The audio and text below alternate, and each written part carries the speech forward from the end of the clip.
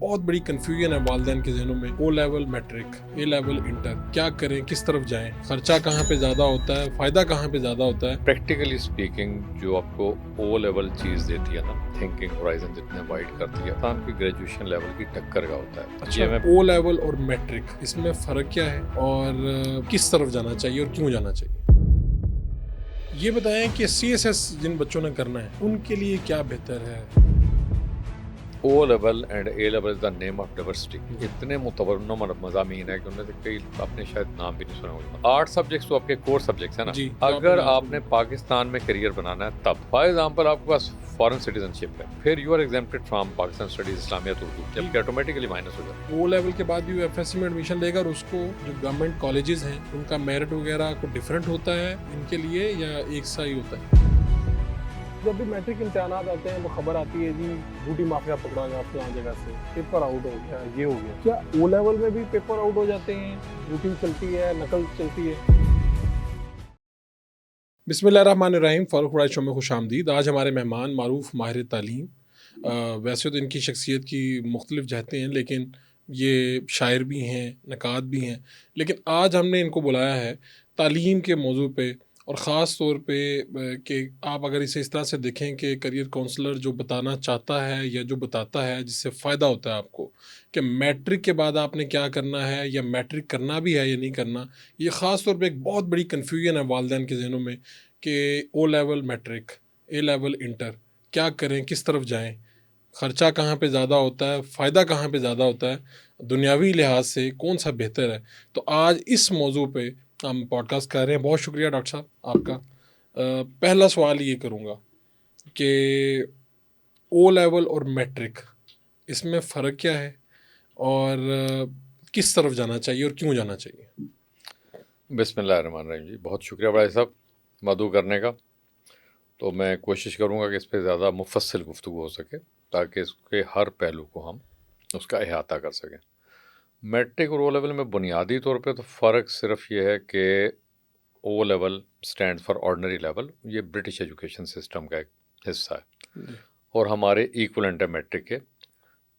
Technically speaking के matric के भी 10 ईयर्स हमने गुजार लिए, ओ लेवल में 10 या 11 ईयर्स हम गुजारते हैं। ठीक है। लेकिन प्रैक्टिकली स्पीकिंग जो आपको ओ लेवल चीज़ देती है ना, थिंकिंग होराइजन जितने वाइड करती है ओ लेवल, वो आप समझिए पाकिस्तान के ग्रेजुएशन लेवल की टक्कर का होता है। ये अच्छा। मैं बिला मुबालगा कह सकता हूँ, बहुत जिम्मेदारी के साथ ये मैं एक स्वीपिंग रिमार्क दे रहा हूँ, जजमेंटल रिमार्क दे रहा हूँ कि इसमें तर्ज तालीम में ओ लेवल में आपको मेच्योरिटी ऑफ थॉट की तरफ फोकस यानी किया आप कह जाता रहे है। हैं कि एक बच्चा जिसने मैट्रिक इंटर ग्रेजुएशन की है तो ग्रेजुएशन वाले बच्चे के मुकाबले में ओ लेवल करने वाला बच्चा खड़ा होगा। जी, कोई शक नहीं ठीक इसमें, है। ये बिला मुबालगा मैं कह रहा हूँ। अच्छा। मतलब मेरा इतना रिच एक्सपीरियंस है, more than 2 decades of teaching, बहुत जगहों में मैंने देखा है। इसका मतलब ये भी नहीं कि हम मैट्रिक को बिल्कुल बैक जुम्बिश कलम बिल्कुल सेट असाइड कर दें। इतने ही सारे हमारे डॉक्टर्स हैं, इंजीनियर्स हैं, कंसल्टेंट हैं जो USA में हैं, UK में हैं, कनाडा में हैं, नॉर्थ अमेरिका में हैं, वेस्टर्न यूरोप में हैं। उनका बुनियादी तौर पर तो बैकग्राउंड मैट्रिक था, मैट्रिक लेकिन का। उस ठीक। ज़माने की बात और है। उस वक्त बाय डिफ़ॉल्ट ही मैट्रिक होता था, क्योंकि कैम्ब्रिज शुरू में एलीट क्लास का सिंबल रहा है। लेट 1950s में से एचिसन ने इंट्रोड्यूस कराया था और एचिसन कॉलेज है ही स्टेटस सिंबल शुरू से ही। अब जाके माशाल्लाह उसमें एक ज़माना आया था, ये मैं बात कर रहा हूँ 2010 के बाद की, जी। कि मारूफ जर्नलिस्ट हैं आपके अयाज अमीर साहब, जी। तो वो फ़ख्रिया तौर पे अपने बच्चे का एडमिशन करा चुके थे और उन्होंने कहा था कि इसे सिर्फ मैंने खुद तैयारी करवाई है, कहीं से एक्स्ट्रा कोचिंग नहीं ली। तो एचिसन में। जी एचिसन ठीक में है। तो 1957-8 में तो ये आया था एज सीनियर कैम्ब्रिज। तब ये पक्का मतलब था ही एक्सक्लूसिवली अपर क्लास के लिए, इसकी फ़ीस स्ट्रक्चर भी ऐसी थी कि हर कोई अफोर्ड नहीं कर सकता।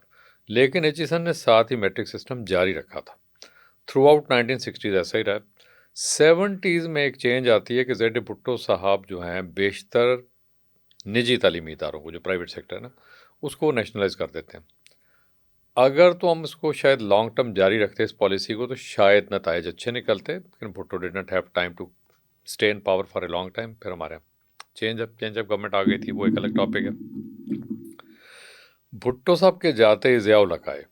अब ज़िया उल हक साहब की थी थोड़ी सी prejudiced approach, very honestly speaking, कि हम सबको पता है कि उनकी अल्ट्रा राइट रिलीजियस पॉलिसीज़ थी। तो उन्होंने टारगेट किया कि जो प्राइवेट सेक्टर है ज़्यादातर क्रिश्चियन मिशनरीज के पास है, ठीक है। तो क्यों ना पाकिस्तानी मुस्लिम्स को इसमें इन्वॉल्व किया जाए। तो मुस्लिम इन्वेस्टर्स के लिए उन्होंने दरवाज़ा खोल दिया। हम्म, तो फिर हमारे पास बड़े बड़े नाम के स्कूल आए, जो आपको पता है कि हमारे पास मेजर स्कूल सिस्टम कौन कौन से हैं। चीज़ें तो मैंने एक नाम ले लिया, इसके बाद एक लाइन लगी हुई है। उन लोगों ने बड़ी नेकनीयती से काम शुरू किया, बहुत अच्छे तरीके से, और उनमें क्वालिटी ये थी कि उन सब का बैकग्राउंड एज एजुकेशनिस्ट ही था। दे वर नॉट बिजनेसमैन, को बिजनेस पीपल नहीं थे। बड़े बड़े नाम हैं इसमें, जो हम किसी नशिश में इंशाल्लाह गिनवा भी सकता हूँ मैं।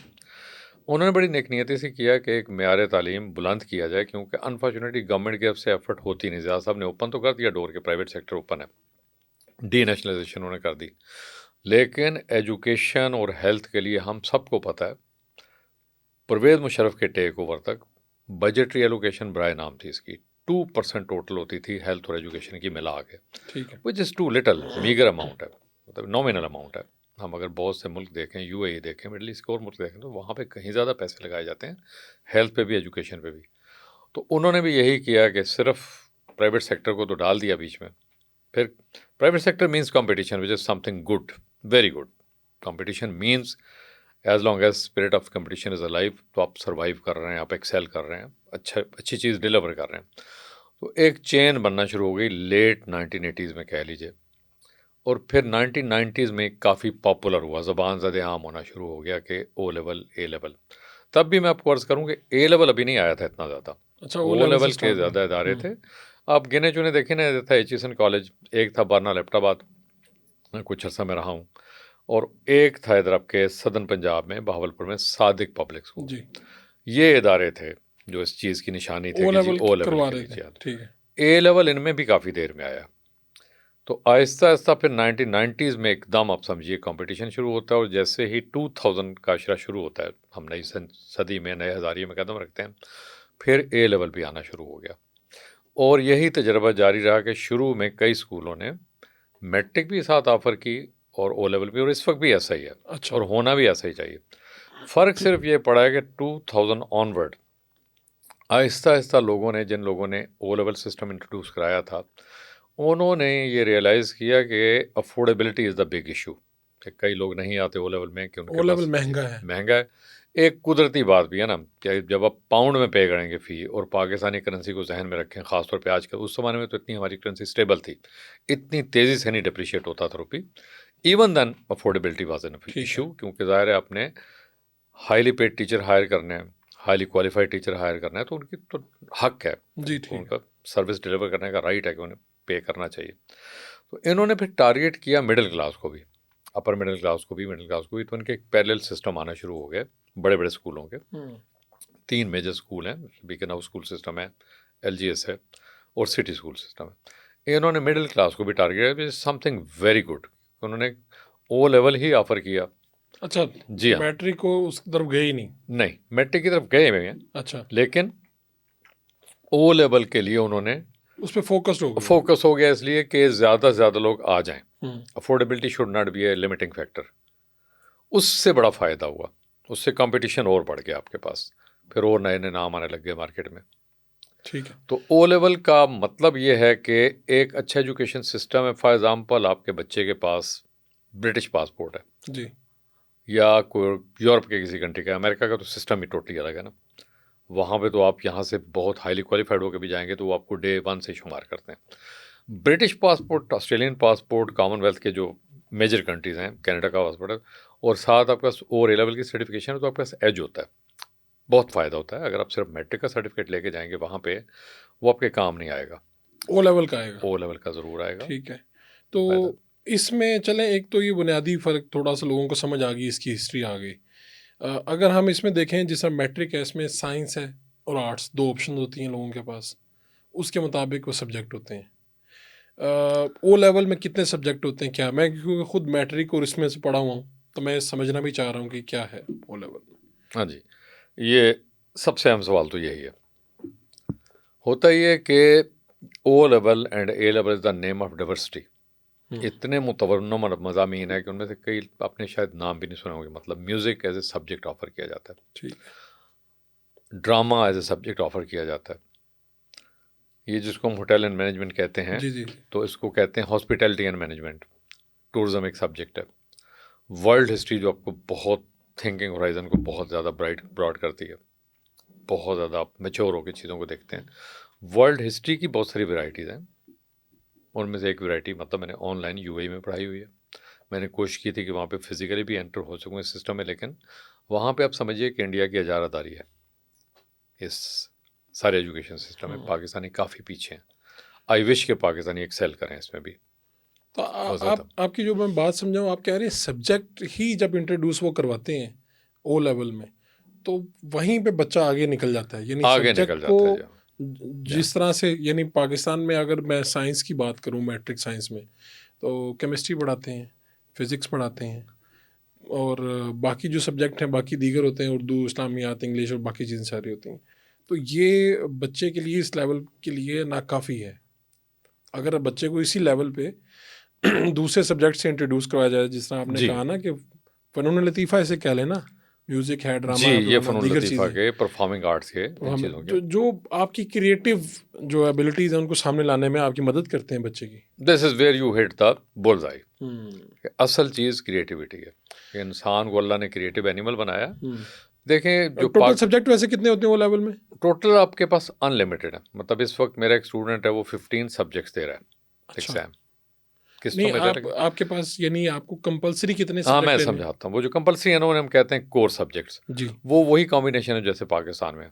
ठीक है। यानी पाक स्टडीज़, इस्लामियात, उर्दू और इंग्लिश ये कंपलसरी हैं। जी। साथ जो वेरियस कॉम्बोज हैं, कॉम्बिनेशन हैं, पॉपुलर, मोस्ट हम्म, पॉपुलर वही हैं फिजिक्स, केमिस्ट्री, बायो, या physics, chemistry, add math. Math तो कंपलसरी है। एक सब्जेक्ट है ऐड मैथ, जिसे हम एडिशनल मैथमेटिक्स जी कहते हैं। जी जी। अब वो बहुत अच्छा सब्जेक्ट है इंजीनियरिंग में, स्पेस साइंसेज में, इवन मेडिसिन तक में अप्लाई होता है। अब तो mathematics is link with every subject. ठीक है। हमारे यहाँ क्या किया गया, ये भी अर्ली 2000 की बात है कि अनफॉर्चुनेटली इसका क्रेडिट हाफ कर दिया गया।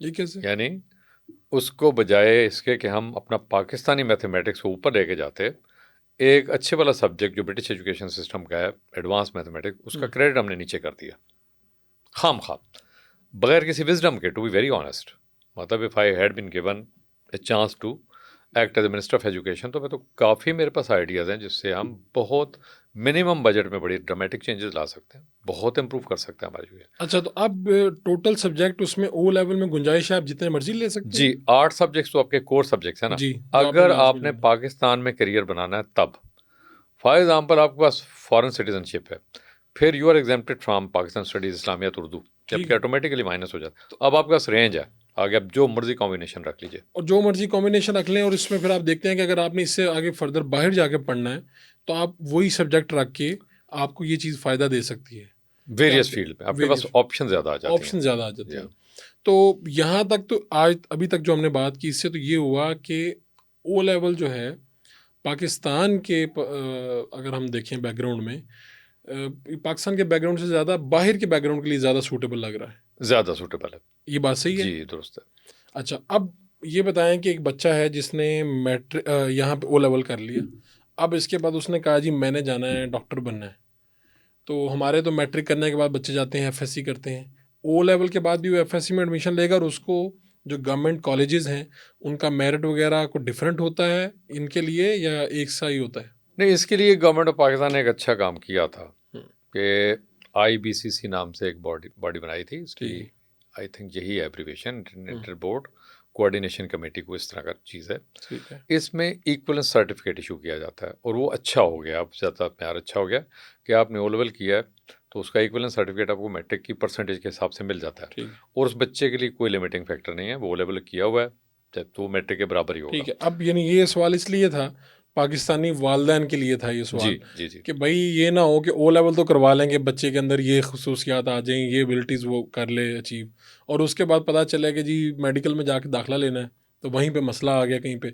तो इसका मतलब है कि पाकिस्तान के जो सरकारी इदारे हैं, तालीमी इदारे, वो इस चीज़ को इनकरेज या डिस्करेज नहीं करते, चाहे आप मैट्रिक से आ रहे हैं चाहे ओ लेवल से आ रहे हैं। जी, पहले ये किसी हद तक आप समझ लीजिए कुछ प्रेजुडिस अप्रोच थी, हम्म, कुछ इस सिलसिले में बायस रखा जाता था। अब शुक्र है अल्लाह का कि वो ए लेवल करके भी बच्चा किंग एडवर्ड मेडिकल कॉलेज में भी जाता है, UAT में भी उसे एडमिशन मिलता है, आपकी आर्म फोर्सेस में भी वो जा सकता है, उसे कोई प्रॉब्लम नहीं होता अगर उसने अच्छे ग्रेड ले लिए हैं। शर्त यही है कि ग्रेड अच्छा हो उसका। अब मैट्रिक करने के बाद आप ओ लेवल कर सकते हैं?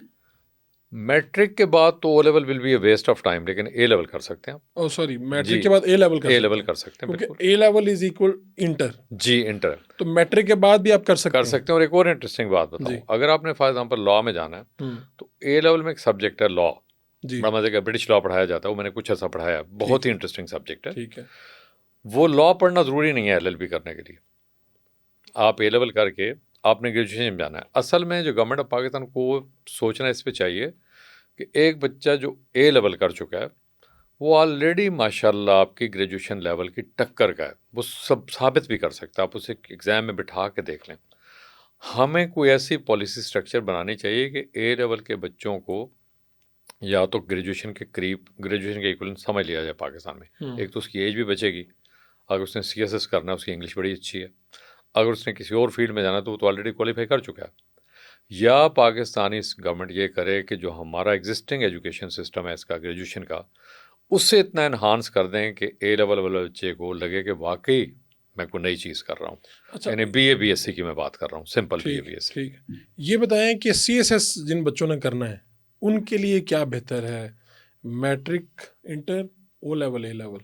आई थिंक और ए लेवल वाले बहुत एक्सेल करेंगे, वजह? इसलिए कि English is a necessary evil इन पाकिस्तान। उन्हें इंग्लिश पे कमांड होती है अच्छी, स्पेशली जो अगर उसके ग्रेड्स अच्छे हैं, क्योंकि उनका जो इंग्लिश के एग्ज़ाम की स्ट्रक्चर आप देखें ना तो बहुत ज़बरदस्त है। मतलब हर सब्जेक्ट में स्ट्रक्चर बड़ा अच्छा है। वैसे कभी आपने रिजल्ट्स के बाद सीएसएस के ये जायज़ा लिया है कि ज़्यादा बच्चे कहाँ के थे जो हुए? क्योंकि हम तो जब, या शायद सोशल मीडिया पे ज़्यादा कहानियाँ वो वायरल होती हैं जिसमें पता चलता है जी मैट्रिक सरगोदा से किया था, वो वहाँ के कई कच्चे टाट पे बैठते थे ये, और वो सीएसपी ऑफिसर बन गए। अभी क्या चेंजेस आ रही हैं? क्या ओ लेवल, ए लेवल वाले बच्चे भी उतने ही ज़्यादा हैं रेशो में, या वो ज़्यादा हैं? ये स्टेटिस्टिक्स ज़रा देखनी पड़ेगी। अच्छा, मेरा ठीक। ख्याल में चूंकि देखे ना कि परसेंटेज हम देखने पड़ेंगे। अभी भी big chunk of people go for matric and FSc. और दूसरा जहाँ पे आपने बात किया ना टाट वगैरह के स्कूलों की, देखें मेरिट को मैं लेता हूँ, it's like a flood, it makes its own way. बच्चा चाहे किस बैकग्राउंड का, अभी मुझे याद है वो 10-15 साल पहले सीएसएस का एक मैंने रिजल्ट देखा था, कराची के एक माली के बेटे ने टॉप किया था। वो जो गालिब का शेर है वो आपको समझा देगा ये बात पूरी तरह कि शौक हर रंग रकीब सरो सामा निकला, कैस तस्वीर के पर्दे में भी उरिया निकला। अगर आपका शौक है, आप में जज्बा है, स्पिरिटेड है आप, फिर आप भले किस बैकग्राउंड से आते हैं, हमारा पर्पज़ ये है कि ऐसे लोगों का जिनमें ये कॉन्फिडेंस और स्पिरिट हो, ऐसे लोगों की तादाद और लेवल का सिस्टम बढ़ा सकता है। असल चीज़ ये है एज़ कम्पेयर टू हमारा लोकल सिस्टम, हम उस परसेंटेज में इजाफा कर सकते हैं जिसे कहते हैं spirited students, ambitious candidates, motivated students, वो तादाद ज़्यादा बन जाती है ओवर ए लेवल में।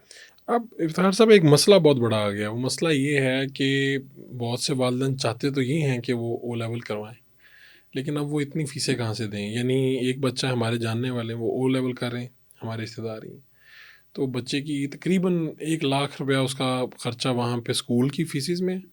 और इसी तरह जब वो उसके जो एक पर सब्जेक्ट 20,000 जो हैं ट्यूटर वो डिमांड करते हैं, तो अगर कितने सब्जेक्ट 6 भी लेट से वो पढ़े तो 1,20,000 तो ये हो गया। तो यानी आप यूँ समझें कि बच्चे के खर्चे वर्चे डाल के 2-2.5 लाख में उसकी तालीम के अखराजात होंगे।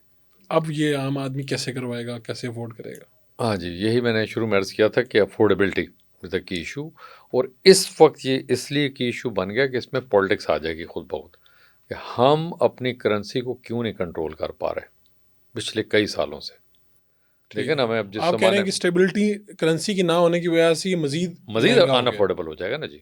आपने फी यानी पे जब ये करनी शुरू है, हुआ होगा तब तो फिर जो मिडिल क्लास, बड़े आराम से अफोर्ड लोअर करती मिडिल थी। क्लास जी, इवन जी। वो भी अफोर्ड कर सकती कुछ होगी, लोअर मिडिल क्लास कर सकते थे, बाकी अपर और मिडिल क्लास को कर ही आराम सकते से थे। कर सकते। 2000 से लेकर ऑनवर्ड अब तक किस ज़माने में सबसे ज़्यादा करेंसी ने डिप्रिशिएट किया over the last 5-6-7 years. I must say कि इसमें बहुत अनस्टेबल हमारी करेंसी हुई है, उसमें वो एक अलग टॉपिक है।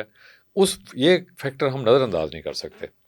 देखें ना, इसमें पेरेंट्स का कोई कसूर नहीं है। वही अगर आप डॉलर आप वापस ले आते हैं 100 रुपीज़ पे, 180 पे, तो तादाद बढ़ जाएगी अफोर्डेबिलिटी की, क्योंकि पाउंड में कन्वर्जन उसकी हो जाएगी ना। तो ये फैक्टर भी हमें सामने रखना पड़ेगा एक वजह मेजर ये भी है इसकी, मेजर रीज़न ये है कि हमने वो करेंसी में, तो फॉरेन करेंसी में पे करना है, तो वो कंट्रोल में नहीं है, वो तो कंट्रोल में नहीं है। ए लेवल के बाद अब बच्चे के पास ऑप्शंस क्या क्या हैं? ए लेवल के बाद दुनिया खुली है जी उसके सामने। यहाँ पे है तो 2 साल और लगा के ग्रेजुएशन करके CSS भी कर सकता है।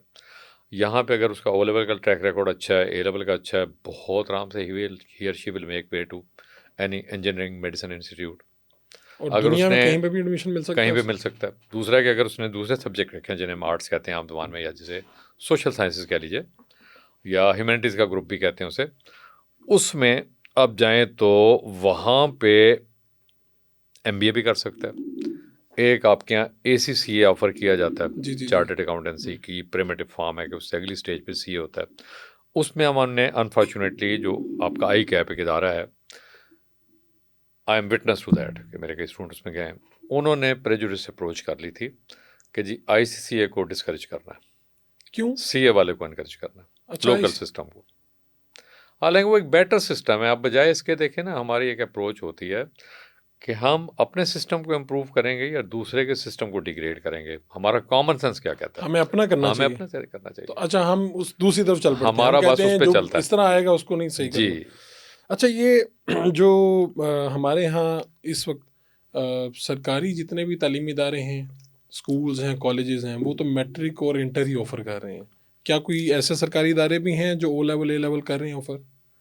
अरे मेरे नॉलेज में तो कोई नहीं है नहीं, ऐसा। ऐसा मेरे ख्याल में। अगर ऐसा हो जाए तो बहुत अच्छी बात इसका होगी। मतलब है गवर्नमेंट प्रमोट सिर्फ मैट्रिक इंटर ही जी करती है। करती है। यानी ऐसा भी कुछ होना चाहिए, यानी बड़े इदारे बनाए जा सकते हैं पैरेलल, आप मैट्रिक पैरेलल और बना इंटर के साथ O लेवल A लेवल, यानी जिन लोगों का वो अफोर्डेबिलिटी का इशू आ रहा है वो बच्चे वहाँ जा सकते हैं, और आप उनका अच्छा मेरिट रख दें बिल्कुल कि ऐसा ही है। मेरिट अच्छा रखें, जो मेरिट पे आता है चाहे वो गरीब है अमीर है हाँ, वो एडमिशन ये ले ठीक। ले, गवर्नमेंट स्कॉलरशिप भी ऑफर कर सकती है। ऑफर कर अब सकते देखें हैं। ना, मेरा एक स्टूडेंट है इस वक्त माशाल्लाह, वो हार्वर्ड यूनिवर्सिटी के कॉलेज में, and he is on 120% scholarship. Oh, यानी 100% फी वेव आउट है, and 20% is being paid by Harvard to the student, क्या बात। And he has background of O and A level. सब सब्जेक्ट्स में उसने अच्छा किया। फिजिक्स में उसने वर्ल्ड में टॉप किया था। और एक मेरे कुलीग टीचर ही, उन्हीं का बेटा है वो।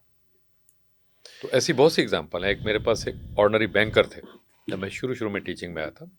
ही approach me for evening classes, I have been अल्हम्दुलिल्लाह वेरी जनरस। उन्होंने मुझे कहा कि मेरे पास है अफोर्डेबिलिटी का प्रॉब्लम। मैंने कहा जी forget about fee, I am not going to charge even a single penny. आप मुझे बताएं मैं से और किस किस सब्जेक्ट में डिस्काउंट दिलवा सकता हूँ। मैंने दिलवाया, and that guy is now well settled in USA on the post and executive post. Executive post hold कर रहा है। एक और मेरे पास बच्चा था, मैं आपको बताऊं, वो बच्चा था एक ऐसे पिकअप ड्राइवर का बेटा, हाफिज़ कुरान था माशाल्लाह, और मैंने आइडेंटिफाई कर लिया था। पहली नज़र में देख लेते हैं ना, जैसे डॉक्टर मरीज को चलते आते देख लेता है तो डायग्नोस कर लेता है, उसे हम स्पॉट डायग्नोसिस कहते हैं। बच्चे का हमें पता चल जाता है एज ए टीचर। तो मुझे पता चल गया उसके वालिद की जांच के चल के आने के अंदाज से कि what is he up to. वो मेरे पास डिस्काउंट के लिए आया था। मैंने उसके लिए अल्हम्दुलिल्लाह ये सदका जारी है, कोई मैं सेल्फ प्रोजेक्शन नहीं कर रहा, I am trying to give inspiration to other teachers and other people. तो वो हाफिज़ कुरान था और एक आम पिकअप ड्राइवर का बेटा था। Now he is I think a cardiologist in Singapore. Aga Khan university में उसका एडमिशन हुआ है। O लेवल भी उसका बड़ा अच्छा हुआ है, कोई अफोर्डेबिलिटी रास्ता नहीं बनी, रुकावट नहीं बनी। A लेवल में नहीं। लेकिन ऐसा नहीं कि ऐसे में देखना पड़ेगा कि ऐसे टीचर कितने हैं, ऐसे इदारे कितने हैं जो ऐसे बच्चों को बिल्कुल एनकरेज करते हैं। यानी एक आम तासुर ये भी है कि यार O लेवल A लेवल वाला बच्चा जो है ना, ये मैट्रिक वाले बच्चे से ज़्यादा ज़हीन है या इंटर वाले बच्चे से ज़्यादा ज़हीन है। तो ये तो मेरा ख्याल में कोई पैरामीटर नहीं है, यानी जिसके पास अफोर्डेबिलिटी है हो सकता है उसका बच्चा O लेवल कर रहा हो और उसी से ज़्यादा ज़हीन बच्चा मैट्रिक में हो कहीं पे। ये आपका सेकंड मोस्ट इंपॉर्टेंट क्वेश्चन है सेशन का, माशाल्लाह बहुत इंटेलिजेंट क्वेश्चन है। देखिए हम जिससे कहते हैं ना, ये जो हमारी एकेडमिक IQ है जी, वो तो हम मेजर कर लेते हैं, उसका तो कोई ताल्लुक ही नहीं O लेवल से या A लेवल से या मैट्रिक से। इवन मैं आपको कहूँगा कि वो तो कीन ऑब्जर्वेशन के ऊपर बेस होता है। कई दफ़ा मैंने खुद भी टेस्ट दिया। मैं आपको बताऊँ एक मज़े का एक्सपीरियंस है ये मेरे IQ साथ ही। टेस्ट की बात हो रही है जी, ठीक है। कि मैं चला गया था मैट्रिक के बाद, मेरे बहुत सारे दोस्त अप्लाई कर रहे थे आर्म फोर्सेस में। जी। तो एक दोस्त था, उसका बड़ा भाई पहले ही पायलट ऑफिसर बन चुका था और वो भी फिजिकली फिट था। वो मेरे कहता है मेरे साथ वैसे ही चलो, हालांकि मेरी आईसाइट वीक थी, मुझे पता था कि यहाँ पे तो 6x6 भी सुपर आई हाँ। 6x6 लेकिन चाहिए। आपने कहा चलो मैंने तजुर्बा चालाकी करते ये की कि जो उनका स्नेलन चार्ट होता है वो मैंने याद कर लिया ज़बानी। अच्छा। ये मेरा ज़ाती एक्सपीरियंस है। और ऐनक उतार के मैं चला गया, फर मैंने लेटर पढ़ दिए। लेकिन जाहिर है कि वो लोग भी बहुत टैलेंटेड होते हैं। एयरफोर्स का ऑफिसर को मजाक तो नहीं होता। मैं जब इंटरव्यू के लिए जा रहा था तो उसने मेरे निशान देख लिए ग्लासेस के, रोक लिया मुझे, कहता है आप ज़रा रुक जाएं। फिर उसने पूछा सच सच बताएं, मैंने बता दिया सच सच। मैंने कहा ज़रूरत नहीं, मैं तो एडवेंचर के लिए आया हूँ यहाँ पे। तो he took me to the, I think air vice marshal थे या कोई और थे, मुझे नाम नहीं याद उनका, बड़े सीनियर ऑफिसर थे। And it talk to me in an extraordinarily polite tone. मैं कहा बेटा आपका जज्बा देख के मैं ये कर सकता हूँ कि आप FSC प्री इंजीनियरिंग करें, फिर हम आपको नॉमिनल टेस्ट से PF के इंजीनियरिंग कोर में ले आएंगे। अच्छा। तो आई एक्सेप्टेड दैट ऑफर। मैंने कहा जी मैं कंसिडर ज़रूर करूँगा। मैं तो यहाँ पे शौक ही आया था कि मेरे साथ दोस्त आए हैं, मैं अपना IQ टेस्ट चेक करना चाहता था कि where I stand in terms जी ऑफ ठीक है, IQ। ठीक तो है। मैं बड़े आराम से पास कर गया था उनके प्रिलिमिनरी टेस्ट। मेरे तकरीबन समझिए अल्हम्दुलिल्लाह मजाक ही थे। नहीं लेकिन वो क्या, वो उसकी नंबरिंग क्या थी? उसमें स्कोर बड़ा अच्छा आया था मेरा। अच्छा। मतलब उसमें वो स्कोर तो नहीं अनाउंस करते, वो आपको अनाउंस। क्वालिफाई कर देते हैं ना, क्या लेकिन अगले अगर उन्होंने स्टेज के आपको ये लिए। ऑफर किया तो उसका मतलब है कि आप उसमें क्वालिफाई कर मैं गए कर थे। गया था आराम से। उनके जो प्रिलिमिनरी टेस्ट होते हैं वो IQ के ही होते हैं बेसिकली। तो IQ का ताल्लुक किसी और चीज़ से होता है। नंबर 2 मैं आपको बताऊंगा, O लेवल वाले को एक एज होगा, क्या? उसका एक्सपोजर ज़्यादा है। वो उसका जो कैसे? एजुकेशन सिस्टम है ना जी, हाँ। फिजिक्स है, केमिस्ट्री साइंसेज हैं, इवन जो आपकी सोशल साइंस है, पाकिस्तान स्टडीज़ है, इस्लामियात है, इंग्लिश लैंग्वेज है, इसके टीचिंग टेक्निक डिफरेंट है। इसमें अच्छा, मैच्योर करते हैं ये बच्चे बड़ी को। एक बात है। ये बड़ी टीचिंग इंपॉर्टेंट बात टेक्निक क्या, है। कैसे ये ज़रा होता है कि थोड़ा-सा? देखें ना कि एक तो होता है ना कि आपने रोट लर्निंग मशीन आप बन गए, कि जी सुबह से शाम तक आपको एक लंबा सा ऐसे थमा दिया गया है, रट्टा अब ये सिस्टम है, रट्टा लगाएं, पूरा याद कर हाँ, लें। याद कर लें। और लोगों के देखते हैं, हम देखते हैं बिल्कुल 100 में से 100 नंबर। जी। उस ज़माने में एक होता था दरसी मॉडल टेस्ट पेपर, हम लोगों की जवानी के ज़माने में, तो उस पे इम्पोर्टेंट क्वेश्चन के लिए हाथ बना होता था। ठीक है। वो बच्चे ने वर्ड फॉर वर्ड याद किया और मेरे साथ आंसर भी दिया। कई क्लास वाले ऐसे ऐसे ही ऐसे थे। करते थे। अब वो वापस निकला है तो उससे पूछा कि आंसर कैसा तुमने लिखा है। ये बड़ा मशहूर जोक था पाकिस्तान में। उसने कहा कि बाकी तो ये चीज़ा मैं सारी लिखा है, वो मैं हाथ बनाना भूल गया। यानी कि उसने वो इतना रट्टा इतना मारा ज़्यादा हुआ रट्टा था लगाया हुआ था कि उसे ये कि भी उसने याद है। एक-एक। अच्छा, मैं खुद, मेरे साथ कई मेरे क्लास फेलोज़ थे, उनके नंबर मैट्रिक में भी बहुत अच्छे हैं, बहुत अच्छे। मेरे तो बहुत एवरेज से नंबर थे। तो उनके नंबर इसलिए आए थे, मैं बाद में आज सोचता हूँ ना, और मैं अमली ज़िंदगी में देखा कि बाद में उन्हें बहुत परेशानियों का सामना करना पड़ा। तो हम अपनी ज़हानत किस तरह से देखते हैं, हम कहते हैं जो हमारा CR होगा, GR होगी, ये ज़हीन बच्चे हैं। वो ज़हीन एग्जैक्टली किस तरह होते हैं, वो फर्स्ट सेकंड पोजीशन ले रहे होते हैं स्कूल सही। में। और स्कूल के जो हमारे टीचर्स होते हैं वो उनको कहते हैं जी ये बच्चे, यही दूल्हा हैं इस क्लास के। एग्जैक्टली ऐसे ही। होता क्या है कि वो बच्चों को आदत पड़ गई होती है रट्टा मारने की, बिल्कुल वो दूसरी तीसरी तरफ जाते ही नहीं हैं। वो अपना सारा वक्त वो पैराग्राफ, वो मजमून, उसको एग्जैक्टली याद करने में लगाते हैं और उसको लिखने में लगाते हैं, और वो इतने प्रैक्टिस कर लेते हैं जी। कि एक एक लफ्ज़ वो ठीक लिख देते हैं। ऐसे ही। हमारा जो चेक करने वाला है वो भी इस तरह से चेक करता है कि उसने भी वो पढ़ाया होता है, वो कहता है वाह जी बिल्कुल ऐसे बच्चे ही। ने तो एक भी गलती नहीं की। लेकिन बिल्कुल वो ऐसे ये नहीं देखता कि बच्चा कितनी गलतियां कर गया इस चीज़ में, कि उसने सिर्फ इसको रट्टा मार ली है। इसका कॉन्सेप्ट अगर आप उससे पूछें तो उसे नहीं आता होगा। ऐसे ही।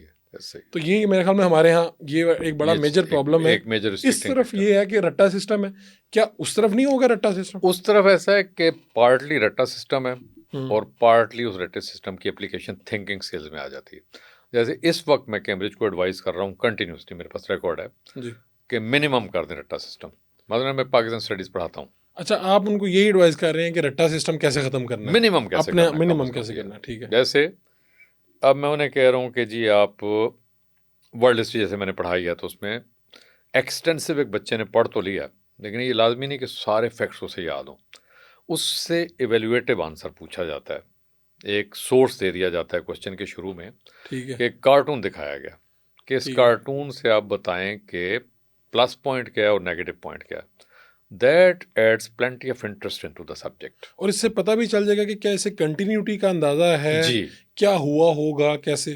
तो आप कह रहे हैं हम खुद ही टिप दे रहे हैं, एग्जैक्टली लेकिन पता ये चाह रहे हैं कि बच्चा कहाँ पे खड़ा हुआ है, उसकी ज़हनी एग्जैक्टली सतह कहाँ पे है। बिल्कुल। राइट। तो ये बताएं कि जो ओ लेवल है इसका जो ये कहाँ कहाँ पे चल रहा है, यानी ये है तो कैम्ब्रिज का सिस्टम है, ये कहाँ कहाँ पे चल रहा है, कहाँ कहाँ पे इसके फ़ायदे हैं पूरी दुनिया में? ओ लेवल चूँकि ब्रिटिश एजुकेशन सिस्टम है ना, तो ये तो बहुत सारे एशियन कंट्रीज़ में भी, और इंटरेस्टिंगली आपको बताऊँ कि इसके ऊपर जो बुक्स लिखते हैं साइंसेस की स्पेशली, जी। वो सिंगापुर में बैठे चाइनीज़ लिखते हैं, अच्छा। या फिर किसी हद तक इंडियन कम्युनिटी के लोग इसमें इन्वॉल्व हैं। जो हमारे अपने सब्जेक्ट्स हैं पाकिस्तान के लोकल हैं, कि हमारा इस्लामियात है, हमारी पाकिस्तान स्टडीज़ है, उसमें भी कुछ तो ब्रिटिश ऑथर्स भी हैं, लेकिन यहाँ पे पाकिस्तान में बैठे हुए लोग भी बड़े अच्छे लिख रहे हैं जो यानी ये पाकिस्तान कंट्रीब्यूट करते हैं यहाँ ये से? कंट्रीब्यूट करते ठीक हैं, है। जी बिल्कुल लिया जाता है। फिर एक हमारे पास नोट्स का कल्चर भी है कि हम पूरा सिस्टम एनालाइज करके स्टूडेंट की रिक्वायरमेंट के मुताबिक नोट्स पब्लिश कर देते हैं, तो वो हर सब्जेक्ट में होता है। मैं अर्ज़ ये कर रहा था कि जैसे हम रोट लर्निंग की बात कर रहे थे, वहाँ से हमारी गुफ्तगू सिलसिला थोड़ी देर के लिए रुका था, कि अगर हम जैसे फॉर एग्ज़ाम्पल देते हैं क्वेश्चन, कि मैंने बताया था कि जब मैं शुरू में सिस्टम में इन हुआ था तो लंदन यूनिवर्सिटी में ज़रा डिफरेंस है, कैम्ब्रिज यूनिवर्सिटी का और है ओ लेवल, फिर अब IGCSE पॉपुलर होने वाला है, वो कुछ और चीज़ है। ये सारी चीज़ें कंपटीशन के नतीजे में आई हैं कि खुद ब्रिटिश के यहाँ बहुत ज़्यादा कंपटीशन है। तो आपको अर्ज़ करूँगा, एक क्वेश्चन बहुत ही इंटरेस्टिंग मैं शेयर करता हूँ कि उस ज़माने में होता था कि एक कुरान की कोई आयत है या सूरह मुबारक है, उसके कहते थे कैंडिडेट से कि आप ट्रांसलेशन लिखिए, और उसके नीचे लिखे हुए कुछ सवाल होते थे। ठीक है। अब एक बहुत इंटरेस्टिंग क्वेश्चन है, हदीस थी एक, कि मन गश्शा फलैसा मिन्ना, कि one who cheats is not among us. बच्चे ने लिख दिया, ट्रांसलेशन मार्क मिल गया एक। आगे क्वेश्चन है कि briefly explain how the teaching of this हदीस can be applied to a married Muslim couple. अच्छा। कि चीटिंग तो अब ये देखें ना, ओ लेवल पे अब पूछा जा ठीक रहा है। है। ठीक। हम मैट्रिक में आमतौर पर ऐसा नहीं इमेजिन करते। अच्छा, उसका तर्जमा खुद दिया गया है? नहीं, वो तर्जमा तो जैसे दिया भी जाता है। अच्छा, और उसके बाद ये सवाल भी सवाल ठीक भी है। होता है। ठीक ठीक। इसी तरीके से अगर वो आपसे पूछ रहा है कि हज़रत उमर ने बड़े ज़बरदस्त तरीके से कॉन्क्वेस्ट ऑफ जेरूसलम की है, बैतुल मक़दस में एंट्री हुई है, तो वहाँ पे उन्हें टाइम हुआ नमाज का, तो उन्होंने चर्च में नमाज पढ़ने से इनकार कर दिया था, और साथ एक रूलिंग दी थी कि ये एक एग्जांपल सेट हो जाएगी कि नॉन मुस्लिम की जो कॉन्कर्ड प्लेस ऑफ वर्शिप हैं, they will be converted into mosques.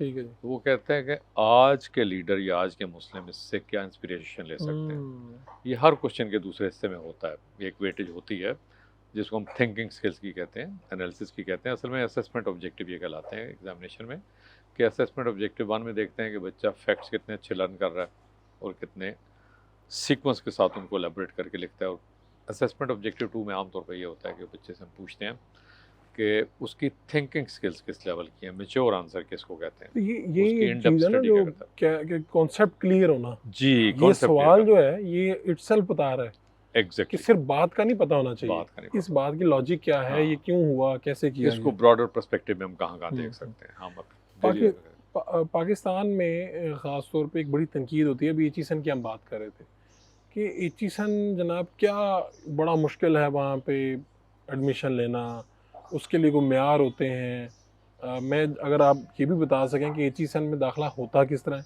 क्या इसके लिए वो कहते हैं जी ख़ास तौर पे कुछ स्कूल में वो कहते हैं कि आपका स्टेटस ये होना चाहिए आपके वालिदैन का, क्या ये सिर्फ आपकी बच्चे की जहानत के ऊपर एडमिशन हो जाता है या बाकी बैकग्राउंड भी वो देखते हैं? शुरू में आप कह लीजिए कि शायद ये एलीट क्लास तक रिस्ट्रिक्ट था, जब मैंने बहुत शुरू में बात की थी। अब तो इसमें देखा गया है कि काफ़ी मिडिल क्लास के लोग भी आ गए, इंटेलिजेंसिया जिसे हम कहते हैं, मिडिल क्लास इंटेलिजेंसिया जी। कि जो एलीट क्लास से मुराद होती थी आमतौर पे लैंडेड एरिस्टोक्रेट्स, ज़मींदार क्लास, जागीरदार तबका। शुरू में नो डाउट प्रीडोमिनेंस उन्हीं की रही है, लेकिन वक्त के साथ कंपटीशन आया, हर शोबा ज़िंदगी का बंदा गया इसमें। डॉक्टर के बच्चे भी गए, इंजीनियर्स के बच्चे भी गए, टीचर्स के बच्चे भी गए, ऑर्डिनरी बिजनेसमैन के बच्चे भी जाना शुरू हो गए। यानी अब आपके वालिदैन का स्टेटस ज़्यादा मैटर नहीं करता? That is not the only indicator, Okay, that's not the only criteria. I mean सिर्फ वो नहीं मैटर करेगा। अब तो आपका एक cumulative comprehensive set of skills है। और एडमिशन कहाँ से स्टार्ट होता है? एडमिशन का बिल्कुल ही, जिसको कहते हैं, ऐसे कुछ स्कूल हैं लाहौर में जो एक्सक्लूसिवली वहाँ के एडमिशन की तैयारी कराते हैं। इतना सख्त होता है उनका, रिगरस टेस्टिंग होती है। बड़े मैंने देखे हैं, हमारे तो कई दोस्त हैं, कोई MP वजीर, ये वो जी मैं बच्चे की तैयारी करवा रहा हूँ, पिछले 6 माह से तैयारी चल रही है, वो हो नहीं सका, वो बहुत परेशान हो जाते हैं। ऐसा ही आप क्या कहेंगे? ठीक है, ख्वाहिश तो होती है, वो वालिदैन जो चाहते हैं जी ये सर्टन स्कूल में हो जाए क्योंकि वो स्कूल अलामत है पहचान की, जहानत की, या किसी भी चीज़ की, या वो एक स्टेटस सिंबल बन गया, तो अगर आपका दाखिला बच्चों का नहीं होता तब आप वालिदैन को क्या एडवाइस करते हैं कि यार क्या देखना चाहिए, बच्चे में होना क्या चाहिए? देखिए, सबसे बड़ी चीज़ तो है कैम्ब्रिज की सर्टिफिकेशन। कैम्ब्रिज एक की बच्चा सर्टिफिकेट। अगर वो देखे ना, एचईएसएन कॉलेज को भी सर्टिफिकेट कैम्ब्रिज यूनिवर्सिटी इशू कर रही ठीक। है। एक बच्चा प्राइवेट अपीयर हो रहा है, उसे भी कैम्ब्रिज यूनिवर्सिटी कर रही है अपीयर। बस प्राइवेट कैंडिडेट्स को जैसे अगली हायर लेवल पे एजुकेशन है, यूनिवर्सिटी की एडमिशन है, उसमें थोड़ा सा प्रेफरेंस वो देते हैं कि स्कूलिंग हुई भी हो इस बच्चे की, थ्रू आउट इसलिए प्राइवेट कैंडिडेट के तौर पर ना अपीयर हो। तो उसके बाद पेरेंट्स को हम ये कहेंगे कि the world does not end here. कि एजुकेशन के बाद बहुत बड़ी एजुकेशन में दुनिया आपके बच्चे का दाखिला नहीं हुआ तो दुनिया और खत्म नहीं दुनिया हुई। नहीं खत्म नहीं हुई। हाँ। बहुत बड़ी ऑप्शन है आगे, एक लंबी चेन ऑफ स्कूल है आपके पास। और सबसे बड़ा है कि इवन इवनिंग में अब इतने अच्छे अच्छे लोग ऑफर कर रहे हैं अपनी एजुकेशन, आप उनसे ले सकते हैं और गाइडेंस। दूसरी बात ये है कि यहाँ से ओ लेवल ए लेवल करने के बाद आप दुनिया की बड़ी यूनिवर्सिटी में बच्चे का दाखिला जी, करवा लें। असल मोटिवेशन फोर्स ये होगी हाँ। कि आप किसी भी अच्छी यूनिवर्सिटी में से एडमिशन में एक प्लस पॉइंट मिल जाता है उससे बहुत ज़्यादा। एक और भी चीज़ है इसमें ओ लेवल में ना, ओ लेवल में कि जो स्कूल ये ऑफ़र करते हैं ना, तो अब उनकी एक रिक्वायरमेंट होती है कि इतना बड़ा कम से कम कैंपस हो, तब जाके ब्रिटिश काउंसिल से टीम आके उसको अप्रूव करती है। मैंने एक दो स्कूल देखे हैं कि वहाँ पे 4-4 फेरे लगे हैं मेरे सामने, और वो ब्रिटिश काउंसिल के लोग मुझे जानते भी थे कि एक सीनियर टीचर है वहाँ पे बैठा हुआ है।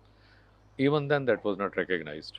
अच्छा। तो उसकी वजह ये होती है कि एक हेल्दी एनवायरनमेंट हम देते हैं कि स्पोर्ट्स के लिए भी जगह हो वहाँ पे, एक्स्ट्रा करिकुलर भी एक्टिविटीज़ हो। आपको बताऊँ कि अब जो यूनिवर्सिटीज़ है ना बाहर की, जो ओवरसीज़ यूनिवर्सिटीज़ हैं, वर्ल्ड रेप्यूटेड प्रेस्टिजियस इंस्टीट्यूट्स हैं, येल है, हार्वर्ड है, ऑक्सफोर्ड है, कैम्ब्रिज है, इनमें वो देखते हैं कि एक रेशो देख रहे हैं कि ग्रेड्स और नॉन ग्रेड रेशो क्या है। यानी ग्रेड्स के अलावा इस बच्चे ने स्पोर्ट्स में भी एक्सेल किया है कि नहीं, किसने कोई सिर्फ नंबर ही तो नहीं लिए जा रहा, सिर्फ ये तो नहीं कर रहा। ठीक है। एक बैलेंस पर्सनैलिटी होना चाहिए होती, ताकि वो बैलेंस पर्सनैलिटी ज़्यादा कंट्रीब्यूट करती है सोसाइटी को। पाकिस्तान के पर्सपेक्टिव में उस बच्चे को, वैसे तो सवाल ये इसलिए है कि पेरेंट्स का ही सवाल है कि पाकिस्तान के पर्सपेक्टिव में बच्चे को उसको नौकरी पहले मिलेगी जिसने ए लेवल किया हुआ है या उसको मिलेगी जिसने इंटर किया हुआ है? देखें ना, नौकरी का जहाँ तक सवाल है तो ओवर ए लेवल तो बेसिक क्वालिफिकेशन हुई ना जी। अब उसने देखना ये है कि और ए लेवल के बाद अगर फॉर एग्ज़ाम्पल एक बच्चे ने बिजनेस स्टडीज़ रखी है ए लेवल में, अकाउंटिंग रखा है, तो वो बड़े आराम से मज़ीद एजुकेशन के बाद अपने वालिद का बिजनेस संभाल सकता है। He will be very good accountant, he will be keeping check on the employees, क्योंकि फादर ऑफ फैक्ट्री ओनर है, बिग बिजनेस ओनर है, तो वो बच्चा ए लेवल करके भी बहुत कुछ कर सकता है। लेकिन उसके बाद ऑप्शन है CA कर ले, MBA कर ले, क्योंकि यहाँ पे तो ये तो शुरुआत है ना कि it leads you to the gateway of success. आपने आगे आगे क्या आपने करना है? क्या है, फिर आपकी हायर एजुकेशन बड़ा मैटर करेगी। और अमेरिका में कौन सा एजुकेशन सिस्टम चल रहा है? अमेरिका तो का तो प्योरली इंडिविजुअल है। अमेरिका आप देखें ना कि जब इनकी हिस्ट्री आप पढ़ते हैं, इन्होंने अब समझिए कि लिखा नहीं है कॉन्स्टिट्यूशन में, लेकिन तय कर लिया था एक अनरिटन कि we will be the most distinct nation in the world. तो उनका मेडिसिन का भी एजुकेशन सिस्टम बिल्कुल डिफरेंट है, लॉ का भी डिफरेंट है, इंजीनियरिंग यानी यहाँ से जो ए लेवल भी करके जाएगा उसके लिए, या इंटर वाला जो है अगर वो अमेरिका में पढ़ने जाएगा तो उसके लिए एक जैसा ही है? हाँ, उन्हें एक जैसे हालात का सामना करना पड़ेगा। कोप ए लेवल ज़्यादा अच्छा कर जाएगा, ये फ़ायदा है उसे। हालात दोनों के लिए एक जैसे एक होंगे, जैसे होंगे। लेकिन आप कह रहे हैं कि ए लेवल वाला थोड़ा जी। सा उसमें से निकलने उसको में एज उसका मिल जाएगा edge ना मिल उसके जाएगा। पास, क्योंकि ऑलरेडी एक बेहतर एजुकेशन या डिफरेंट एजुकेशन। हम जब भी मैट्रिक इम्तिहानात आते हैं तो खबर आती है जी बूटी माफिया पकड़ा गया फलां जगह से, पेपर आउट हो गया, ये हो गया। क्या ओ लेवल में भी पेपर आउट हो जाते हैं? बूटी चलती है, नकल चलती है? ओ लेवल में जहाँ तक मेरे नॉलेज में है ना, तो एक 2013 में एक वाक़या हुआ था। ठीक है। उसको ये लोग कहते हैं ब्रीच ऑफ सिक्योरिटी। ब्रीच और ऑफ वो- सिक्योरिटी। अच्छा। वो एडमिट किया था उन्होंने, क्या हुआ था जी? पेपर कैंसिल कर दिए थे। वही जो मेरे स्पेशलिटी के सब्जेक्ट्स हैं ना, पाकिस्तान स्टडीज़ और इस्लामियात, इसके बारे में जहाँ तक मुझे याद है, कोयटा के किसी स्कूल में लीक हुआ था, पेपर किसी तरीके से हो गया था। अब अनफॉर्चुनेटली जो मैंने रिसेंट ईयर्स में देखा है कि र्यूमर्स आर राइफ, मतलब काफ़ी ज़्यादा र्यूमर मॉन्गरिंग होती है कि इसका पेपर आउट कराया जाता है, लेकिन practically speaking I don't think so, क्योंकि अभी रिसेंटली आजकल पेपर हो रहे हैं। अच्छा, ये rumor 2013 मार रहे हैं। और से आज तक कोई इस तरह का ऐसा वाकया का नहीं हुआ? दोबारा वाक़या नहीं हुआ। शायद किसी और सब्जेक्ट में एक आध वाक़या हुआ था और वो फिर रीटेक किया जाता है। उसको फिर वो अच्छा। नया पर्चा बनाते हैं। नया पर्चा बना देते हैं। ये अब इसमें मसला ये है कि अब बात हो गई कि भाई मैट्रिक कर लें तो उसके बाद इंटर के लिए किसी कॉलेज में चले जाएं, जी, ठीक हो गया। ओ लेवल कर लिया आपने और अब आप कहते हैं चलो मैंने इंटर कर लेता हूँ, लेट से आप जा सकते हैं, लेकिन इन दोनों का मसला ये है, वालिदैन जब कंफ्यूज होते हैं, दोनों के रिजल्ट्स के टाइमिंग मुख्तलिफ हैं, इम्तहानात मुख्तलिफ हैं, अब क्या करें? एक और भी है इशू है, हम्म। ए लेवल में नंबर ऑफ सब्जेक्ट्स कम हो जाते हैं। आपने हाँ। सिर्फ 3 सब्जेक्ट्स क्वालिफाई करने हैं। अगर आपने इंजीनियरिंग में जाना है फिजिक्स केमिस्ट्री मैथ, हम्म। मेडिसिन में जाना है फिजिक्स केमिस्ट्री बायो, अगर आपने किसी और फील्ड में जाना है, जबकि एफएससी में सब्जेक्ट्स का ढेर वैसे ही रहता है, पाक स्टडी इस्लामियात वैसे ही कंपलसरी रहते हैं, उर्दू इंग्लिश वैसे ही कंपलसरी रहते हैं। ए लेवल में ये नहीं होता, उसमें वो कोर सब्जेक्ट्स की तरफ चले जाते हैं, ठीक है। यानी हाइपर स्पेशलाइजेशन की तरफ चले जाते हैं कि जी आप टारगेट ओरिएंटेड और आप कह रहे हैं बच्चे को पहले से तैयार कर लेते हैं आप? है। देखिए ना, एक होता है हार्ड वर्क, हम्म। हम मैट्रिक और एफएससी में हार्ड वर्क में रुके हुए हैं, और ए level is smart work. World is moving towards smart work, smart work, लोग ठीक। स्मार्ट इनकम की तरफ जा रहे हैं, स्मार्ट सेल्फ एम्प्लॉयड हो रहे हैं, हमें भी स्मार्ट वर्क की तरफ जाना चाहिए। We should shift from hard work to smart work. O level में एडमिशन के लिए क्या रिक्वायरमेंट है, यानी 8वीं पास होना चाहिए आप? जी, कहीं उसमें से भी आपके आप पास हैं? पास हैं, या इवन अपने होता ही है कि आप जिन स्कूल में आपका एडमिशन हुआ हुआ है ना ऑलरेडी, जहाँ पे ओ लेवल है, वहाँ पे ग्रेड 6-7 में ही वो सेग्रीगेशन का डिसीजन कर लेते हैं।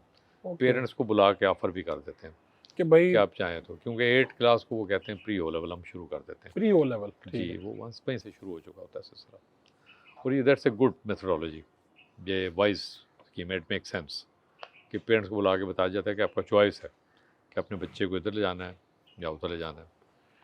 अब मैं आपको अर्ज़ करता हूँ इसमें एक और लाइट से जी। नोट पे, कि बहुत शुरू की बात है कि CXYZ स्कूल में बैठा हुआ था प्रिंसिपल के ऑफिस में, तो वहाँ पे एक वालदा आई थी जो बहुत, जिन्हें कहते हैं वाजबी तालीम तो नहीं थी, लेकिन वो अपने बच्चे के बारे में वरीड थी कि उसे ओ लेवल में जाना चाहिए, जबकि बच्चा किसी वजह से क्वालिफाई नहीं कर रहा था। तो प्रिंसिपल उसे बहुत ऑनेस्टली सिंसियरली एडवाइस कर रही थी कि मैट्रिक में जाके कोई बच्चा गुनाहगार नहीं हो जाएगा, उस पर स्टिग्मा नहीं लग जाएगा, आप ठीक है। मैट्रिक करवाएं। वालिदैन चाहते थे ओ लेवल, ओ लेवल, और जो प्रिंसिपल है वो उनको कह रही थी कि आप इसको वो मैट्रिक में। सिंसियर एडवाइस थी, इसमें कोई अच्छा। शक ही नहीं है, बिल्कुल तो यानी 100%। जिंदगी आगे भी अब बढ़ेगी। आगे मज़े की बात सुने, हम्म। अब ओ के बाद होता है ए लेवल ना, एडवांस लेवल। तो आखिरी जुमला जो खातून ने कहा था in a very very frustrated tone, कहती अच्छा फिर अगर तुसी इनू ओ लेवल च नहीं करते दाखिल ते ए लेवल च ही कर दो। यानी वो शायद उसमें मतलब हो ये जाता रहना था। उधर ही है। उसे ये नहीं पता पता है था कि ए लेवल तो बाद में होता है। कि इनकी भी स्कॉलरशिप्स हैं, यानी वो बच्चे जिनके वालिदैन नहीं अफोर्ड कर सकते, क्या ओ लेवल ए लेवल में भी स्कॉलरशिप देते हैं प्राइवेट इदारे या नहीं? ये बिल्कुल नहीं, बिल्कुल देते हैं जी, क्योंकि हैं। अब कंपटीशन है ना। अच्छा। कंपटीशन है, आपने इनटेक लेनी है क्रीम की, तो उस क्रीम को आपको फिर इंसेंटिव देना तो पड़ेगा। जो हमारे ये आप जिनकी बात कर रहे थे, LGS, बीकन हाउस, सिटी, ये सब देते हैं? बिल्कुल देते हैं, ऑफर करते यानी हैं अगर आपका बच्चा मेहनती है जी, तो वो उसको मुफ्त रिवार्ड तालीम मिलेगा। ले सकता है या आप डिस्काउंटेड? कह लेंगे किसी हद तक मुफ्त तालीम हो जाती है, हो देखिए ना, जाती अगर है। 50% भी आपका डिस्काउंट मिल गया, बहुत बड़ा 25 that means discount a lot, काफ़ी ज़्यादा है। ठीक है। और यानी इस नतीजे पे आप इनको 20-22 साल एडवाइस करने के बाद कैम्ब्रिज सिस्टम को, आप खुद आपने मैट्रिक किया, मैं अपना मैट्रिक का इंटर किया, जी, इंटर का, लेकिन आप मैट्रिक और इंटर करने के बाद, यानी मैं आपके सामने भी बैठा हूँ, तो आप जो तबलीग कर रहे हैं, यानी जिस पे वो आप कह रहे हैं कि ओ लेवल और ए लेवल, और आप कह रहे हैं कि बिल्कुल ये सारा सिस्टम देखने के बाद, इतने साल पढ़ाने के बाद, अंग्रेजी के बाद, आप इस नतीजे पे पहुंचे कि ये सिस्टम बेहतर है। जी, इसलिए भी बेहतर है ना कि आप देखें कि इस वक्त बल्क में माइग्रेशन हो रही हैं पाकिस्तान से। एक बच्चा अगर एक अच्छी सर्टिफिकेशन लेके जा रहा है तो उसको ज़्यादा डिफ़िकल्टी नहीं होगी ना। इस वक्त देखें ना, इस वक्त अगर हम रेशो कैलकुलेट करें तो जितनी बल्क में माइग्रेशन इस वक्त हो रही है, मैंने अपनी हिस्ट्री में, अपनी जवानी में लेकर अब तक कभी नहीं देखा कि परसेंटेज वाइज इस वक्त बहुत निकल रहे हैं। नंबर 2, आप देखें ना कि इसकी टेलीकम्युनिकेशन में एडवांसमेंट की वजह से everything is a single click away. बच्चा क्लिक करता है, खुद घर बैठे डाउनलोड करता है फॉर्म, यूनिवर्सिटी का ऑप्शन ढूंढता है कि कौन सी यूनिवर्सिटी उसे अगर डिस्काउंट नहीं दे रही तो ऑन कैंपस जॉब कौन सी दे रही है। ये यानी सोचने का एक जाविया ही मुख्तलिफ है। जाविया और मुख्तलिफ दूसरी है। तरफ ये है कि खुद हम जब इंटर में गए थे तो ये देख रहे थे कि भाई किस कॉलेज में पढ़ता है, जी, उधर ही दाखिला करवा लेते हैं ताकि दोनों इकट्ठे चले जाएंगे। ऐसे ही। और इंटर के बाद भी समझ नहीं आ रही थी कि अब क्या करें। सही। ये एक बड़ी कन्फ्यूजन रहती है। तो बच्चों को पता कैसे चले कि यार ये बच्चा ओ लेवल ए लेवल वाला है और ये बच्चा, जिस तरह वो प्रिंसिपल कह रही थी कि आप इसको मैट्रिक में ले जाएं, अब ये कैसे पता चले? ये स्कूल खुद डिसाइड करता है। स्कूल देख लेता है बच्चे का एप्टीट्यूड किस तरफ है, बच्चे का कैलिबर किस लेवल तक है। और अगर वालिदैन पढ़े लिखे हैं तो वो कैसे देख सकते हैं वो बच्चे? बड़े आराम से खुद भी जज कर सकते हैं। अब इतना ज़्यादा एक्सपोजर हो गया, इंटरेक्शन हो गया, इंटरनेट है। पेरेंट्स के आपस में इंटरेक्शन काफ़ी ज़्यादा हो गए हैं, हम्म, स्कूल से इंटरेक्शन हो गया। टू बी वेरी ऑनेस्ट, मेरी तो अपनी डिज़ायर है कि हम, अगर हमें गवर्नमेंट बनाती है एक टीम, मैं आपको दावा करता हूँ बहुत बड़ा आपके फोरम से, मैं आपको और ए लेवल से, इवन अमेरिकन एजुकेशन सिस्टम से बेहतर सिलेबस और करिकुलम बना के दे सकता हूँ। I want to impart something to my own country. ठीक है। तो चाहता हूँ कि ऐसा हमारा अपना एजुकेशन सिस्टम बन सकता है, ऐसा उस टक्कर का, और उस रिकग्निशन मिलेगी वर्ल्ड वाइड। अब ये जो इंटर में टीचर पढ़ा रहे हैं, इंटर के हमारी अकेडमी में पढ़ा लें, थोड़ी ज़्यादा पैसे मिल जाते हैं, कॉलेजेस में पढ़ा लें प्राइवेट में, तो कुल मिला के एक टीचर की माहाना आमदन मेरा ख्याल है कोई 1-1.5 लाख रुपया होगी किसमें? इंटर में, अगर इंटर साइंस में? सब्जेक्ट पढ़ा रहा है तो। हाँ, शायद बहुत अपर लिमिट पे आपने बता दिया। अच्छा, जी, यानी प्राइवेट कॉलेज इंटर के जो टीचर हैं उन्हें इतने उसको ज़्यादा नहीं देता, 50-60 हज़ार दे रहे होंगे, इतने देंगे शायद 40 to 60, आई 40 थिंक to सो। 60। और अगर वो इवनिंग क्लास भी पढ़ा लेता है तो 50-60 फिर वो ज़ाहिर है कि बल्क में वो देखता है ना कि अगर वो कम फीस स्ट्रक्चर पे लेता है तो नंबर ऑफ स्टूडेंट ज़्यादा आ जाते हैं।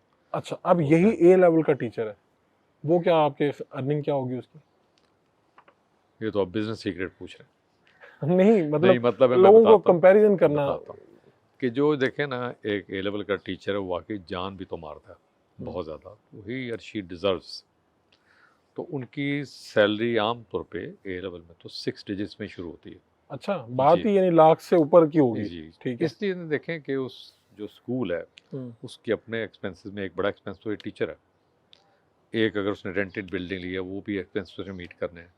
उसने अनसर्टेनिटी ऑफ इलेक्ट्रिसिटी प्राइसेस को भी डील करना, और ये जैसे पावर शॉर्टेज क्राइसिस है, जनरेटर के ओवरहेड एक्सपेंसेस हैं, तो जाहिर सी बात है फिर उन्हीं स्टूडेंट्स को प्रेफर करेगा ना, ये उसका राइट बन जाता है। मतलब अब कह लीजिए कि बाय डिफ़ॉल्ट उसके पास फिर वही बच्चे आएंगे ना जो अफोर्डेबल होंगे, कि जिन्हें पता होगा कि हमें क्वालिटी ऑफ एजुकेशन मिल रही है, टीचर भी अच्छी क्वालिटी का मिल रहा है, हमें तो एजुकेशन भी अच्छी क्वालिटी ज्यादा अर्निंग में अगर आप जाएं तो 2-2.5-3 लाख रुपए कमा लेते होंगे। कमा लेते हैं, इतने ठीक। हो जाते हैं। अब ये बताएं कि बुनियादी सा एक है कि बच्चे को मैट्रिक में साइंस रखवाएं, आर्ट्स रखवाएं, ये चीज़ें तय कैसे करें, वालिदैन कैसे तय करें? हाँ, ये जो पेरेंट्स की काउंसलिंग है ना, it is something which is a major lacuna in Pakistan. बहुत बड़ा मसला है, अभी इतने इसके सालों लिए में भी ये मसला जी नहीं क्लियर हुआ। इस पे तो I would like to have a series of programmes, hmm, honestly speaking, क्योंकि ये प्रोसेस ऐसा है जिसमें हमें लूप में लेना पड़ेगा पेरेंट्स को भी, और पेरेंट्स के भी हम डिफरेंट सेगमेंट्स ऑफ सोसाइटी को देखेंगे, करेंगे हम। जाहिर सी बात है, किसी मजदूर के पेरेंट्स से उतनी बात करेंगे, उसका बच्चा तो राइट तो रखता है वो एजुकेशन का, इसमें कुछ शक नहीं। लेकिन हमने देखना है कि प्रैक्टिकली वो कहाँ पे क्या कर जी, सकता है। क्या कर सकता है। एक और मैं अर्ज करूँ हम्म, कि कंपटीशन शुड सर्वाइव। आप याद रखें, कंपटीशन जो है ना प्राइवेट सेक्टर ही करता है, और ये लेके जाता है मुल्क को आगे। प्राइवेट सेक्टर का हमेशा से रोल रहा है। वालिदैन बच्चों में कैसे कुछ चीज़ यानी वो देखेंगे उनकी शख्सियत को जज करके कि यार ये बच्चा मैट्रिक में साइंस पढ़ ले या इंटर पढ़ ले, या सही। वो अपने मसाइल देख के फैसला कर लें, ये ज़्यादा बेहतर है? वो एक है ना जी, उसे कहते हैं कि coming events cast their shadows before. Urdu में एक मुहावरा है कि पूत के पाँव पालने में दिखाई दे जाते हैं। तो पेरेंट्स आर दी बेस्ट जज। देखें, पेरेंट्स ही के जीन्स तो उसमें ट्रांसफ़र हुए हैं। तो आम तौर पे हम देखते हैं कि अगर पेरेंट में आर्टिस्टिक स्किल्स हैं तो बच्चे में ट्रांसफ़र हुई होती हैं। पेरेंट्स में मेडिकल स्किल्स हैं और बच्चे में ट्रांसफ़र हुई होती है। नंबर 2, एक तो ट्रांसफ़र होने के अलावा भी है एनवायरनमेंट भी तो उसे वैसे ही मिला होता है।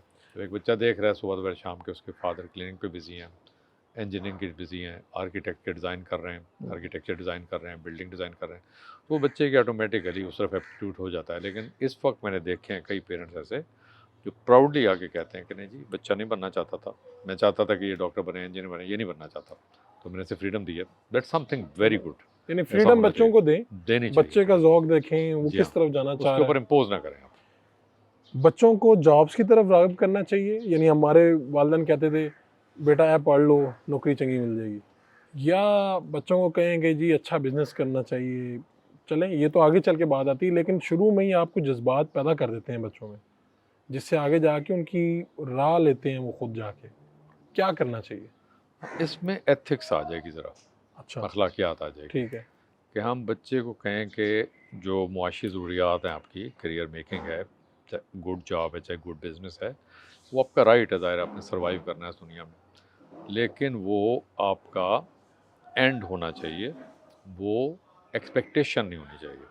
आप पहले से ये स्ट्रॉन्ग एक्सपेक्टेशन ना लगाएं कि जी मैंने मल्टी मिलियनर बनना ही बनना है, वो फिर बच्चे की शख्सियत जो पर्सनैलिटी बिल्डिंग है ना, वो ज़रा डिफरेंट हो तो जाएगी। अब आप कैसे रोकेंगे? रोज़ यूट्यूब पे वो आ जाता है उसके सामने कि ये काम किया 2-3 साल में जनाब, करोड़पति बन गया, अरबपति बन गया। आज फलां बंदा अपने गाड़ियाँ दिखा रहा होता है, घर दिखा रहा होता है। ऐसे तो ही। बच्चे जो हैं मैट्रिक, इंटर, ए लेवल, ओ लेवल, उनके ज़हन पे तो ये बड़ा असर करती है। ख़ास तौर पे आपका स्टेटस अगर इस तरह से हो, हम ऐसे आम जो मिडिल क्लास हैं के हैं, हमें तो बड़ा अट्रैक्ट करती हैं चीज़ें। तो कैसे इससे इसमें यह है ना कि जैसे मैंने अभी अर्ज़ किया था कि एक स्मार्ट मीन्स ऑफ इनकम भी आ चुका है ना, सेल्फ एम्प्लॉयड बच्चे हो चुके हैं, कंटेंट राइटर हो चुके हैं। तो मैं अपने कई स्टूडेंट्स को जानता हूँ जो अपना जेब खर्च पूरा कर लेते हैं बड़े आराम से, पढ़ भी रहे पढ़ हैं भी रहे हैं, और ग्रेड साथ भी में अच्छे ले काम रहे भी हैं, कर रहे हैं, ग्रेड भी काम अच्छे कर ले रहे रहे हैं। हैं?